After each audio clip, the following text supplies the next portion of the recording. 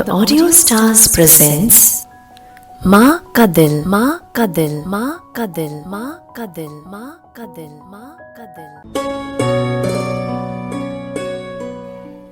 एक समय की बात है, रामपुर नामक एक गांव में सावित्री नाम की एक महिला रहा करती थी। उसके पति की मौत 4 साल पहले एक सड़क दुर्घटना में हो गई थी। उसका एक बेटा था जिसकी उम्र 10 वर्ष की थी। वह अपने और अपने बेटे का पालन पोषण स्टेशन पर समोसे बेचकर किया करती थी। वह चाहती थी कि उसका बेटा पढ़ लिखकर डॉक्टर बने। उसका बेटा भी पढ़ाई लिखाई में बहुत अच्छा था, लेकिन उसके बेटे की एक कमी यह थी कि वह जो चीजें दूसरों के पास देखता था, उसी की जिद वह अपनी माँ से करते रहता था। एक दिन उसका बेटा नकुल अपनी माँ से, माँ, वो जो अरुण के पापा है ना, वो उसके लिए एक विदेश से कार लाए हैं। माँ, मुझे भी वो कार दिलाओ ना। सावित्री नकुल से, बेटा, तुम्हें पता है ना कि हमारे पास पैसे नहीं है। मैं स्टेशन पर समोसे बेचती हूँ बेटा, और तुम्हारी पढ़ाई लिखाई में ही पूरे पैसे खर्च हो जाते हैं।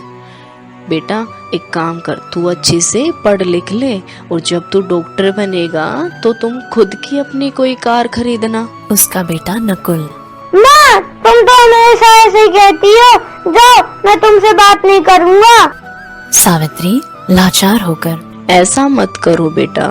अच्छा, वह कार कितने रुपए की मिलती है? नकुल गुस्से में, वो कार 10,000 रुपए की है। तुम्हारे पास तो इतने पैसे भी नहीं है। तुम मुझे वो कार कैसे दिलाओगी? उसकी माँ, रुको बेटा, मैं कुछ करती हूँ।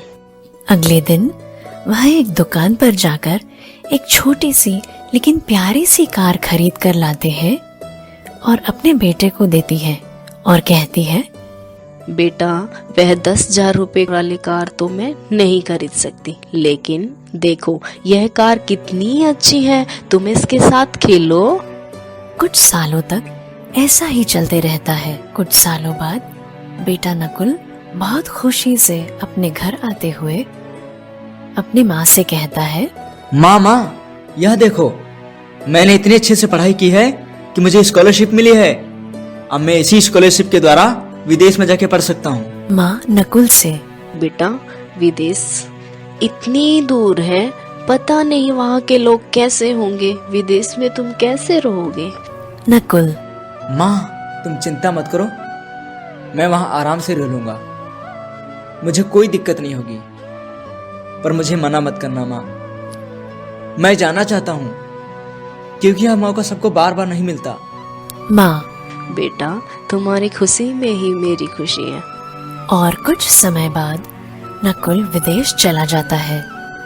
नकुल विदेश में 5 सालों तक पढ़ाई करता है और वह एक बड़ा डॉक्टर बन जाता है।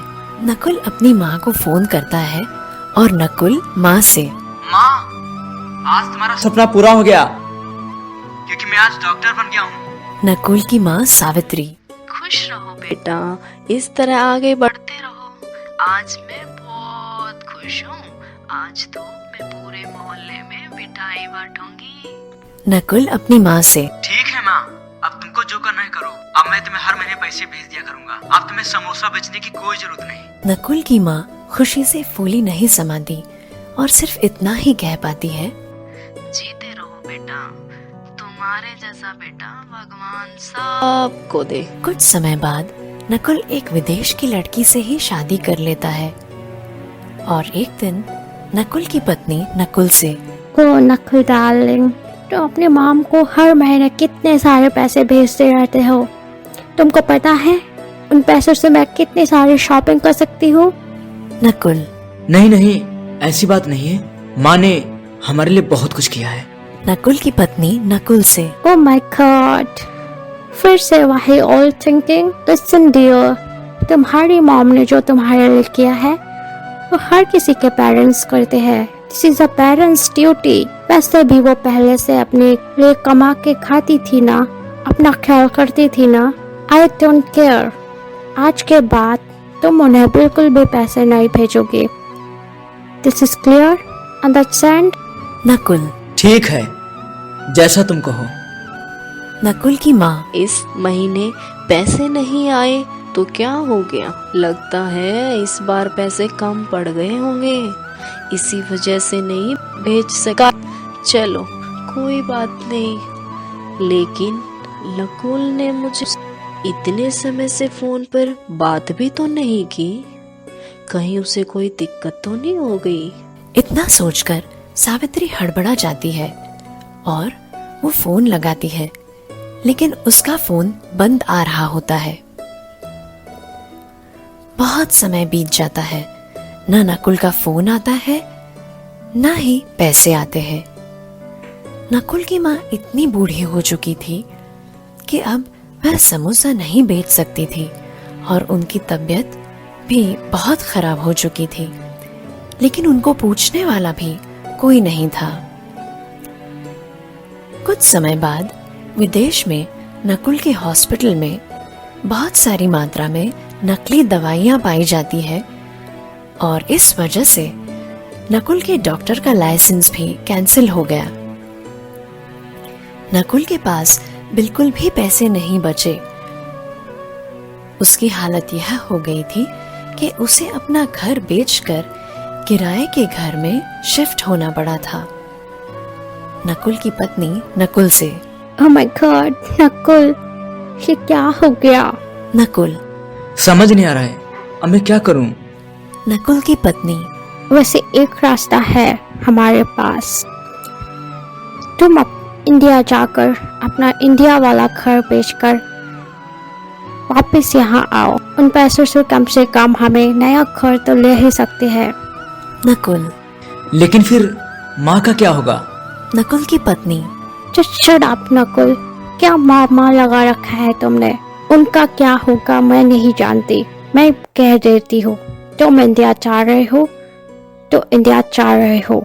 नकुल। चलो ठीक है, जैसा तुम कहो। इतना कहकर वह इंडिया के लिए निकल जाता है और जब वह अपने घर पहुंचता है तो वह देखता है कि उसकी माँ बीमार है और बिस्तर पर लेटी हुई है और बहुत समय से उन्होंने कुछ नहीं खाया है, लेकिन नकुल को इससे कोई फर्क नहीं पड़ता। वह जाकर अलमारी से घर के पेपर्स निकालता है और ले जाकर अपना घर बेच देता है। जब वह वापस आता है तो अपनी माँ से, माँ तुम चलो, यह मैंने घर बेच दिया है, अब तुम यहाँ नहीं रह सकती। नकुल की माँ गुस्से में, तूने ऐसा क्यों किया? अब मैं कहाँ जाऊंगी, मैं कहाँ रहूंगी? नकुल अपनी माँ को धक्का दे देता है जिससे वे गिर जाती है और कहता है, आज के बाद मुझसे ऊंची आवाज में कभी ना बात करना। अब चुपचाप निकल जाओ इस घर से। इस घर को मैंने बेच दिया है और मुझे कुछ भी करने के लिए आपसे पूछने की जरूरत नहीं है। मैं वापस जा रहा हूँ। इतना कहकर वह वहां से चला जाता है। सावित्री वहां से रोते हुए निकल जाती है और रोते रोते रोड पर आ जाती है। उनको पता ही नहीं चलता कि मेरे आसपास क्या हो रहा है। उनका एक्सीडेंट होने ही वाला होता है, तभी एक लड़का उनको खींचकर बचा लेता है। लड़का उनको पानी पिलाता है और उनसे पूछता है, माँ जी ठीक तो है अब? माँ जी क्या हुआ? लेकिन वह सिर्फ रोती रहती है और उस लड़के को कुछ नहीं बताती। वह लड़का स्थिति को समझते हुए उनसे कुछ नहीं पूछता और उन्हें अपने घर ले जाकर बड़े जी जान से उनकी सेवा करता है। कुछ दिनों बाद जब सावित्री की हालत में सुधार होता है तो वे उस लड़के को उसके साथ अब तक जो भी हुआ वह सब बताती है। वह लड़का इतना सब सुनकर आंख बबूला हो जाता है और कहता है, क्या आपके बेटे ने आपके साथ इतना बुरा किया? माँ जी आप चिंता मत कीजिए, मैं उस नकुल को नहीं छोड़ूंगा। मैं उस पे केस करूंगा, उसको बर्बाद करके रख दूंगा, ध्यान रखिएगा आप। सावित्री उस लड़के से कहती है, बेटा उसने मेरे साथ जो कुछ भी किया उसके लिए मैं उसे माफ करती हूँ। मैं उससे नाराज नहीं हूँ और भगवान के लिए तुम ऐसा कुछ मत करना। मैं चाहती हूँ वह जहाँ भी रहे बस खुश रहे। इतना सुनकर उस लड़के की आंख में आंसू आ जाते हैं और वह सिर्फ इतना ही कह पाता है, इतना बड़ा दिल तो सिर्फ एक माँ का ही हो सकता है। आप चिंता मत कीजिए माँ जी। आज तक मेरी कोई माँ नहीं थी, लेकिन आज से आप मेरी माँ हो। मैं आपकी जी जान से सेवा करूँगा। आपको किसी चीज़ की कोई कमी नहीं होने दूंगा माँ जी। कोई कमी नहीं होने दूंगा। और दोनों खुशी खुशी रहने लगते हैं। Directed by Kunal Goyal, scripted by Aman Singh, introduction scripted by Aman Singh, edited by Aman Singh and Kunal Goyal. Introduction recorded by Divya Bijur. People who acted in this story are Ma Savitri as Anuradha Nain, younger Nakul as Mridul Singh, elder Nakul as Rajiv Kumar Prajapati, Nakul's wife Alison D'Souza as Sunita Shukla, stranger boy Ishant Singh as Aman Singh. Story narrated by Divya Bijur. Thank you for watching.